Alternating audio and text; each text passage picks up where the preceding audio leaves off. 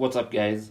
In this video, I'll be showing you how to mute the S Pen of your Galaxy S22 Ultra. Now every time you take the S Pen out of its pouch, it makes that sound. And when you're scribbling,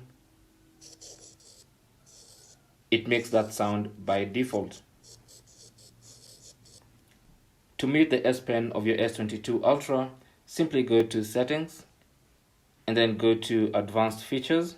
There you go, tap on that and then go ahead and tap on S Pen, and then on the S Pen page scroll down to Sounds, and this basically tells you it plays sounds when you insert or remove the S Pen or write on the screen. Now you want to turn that off, and from now if you go back to scribbling, it's quiet.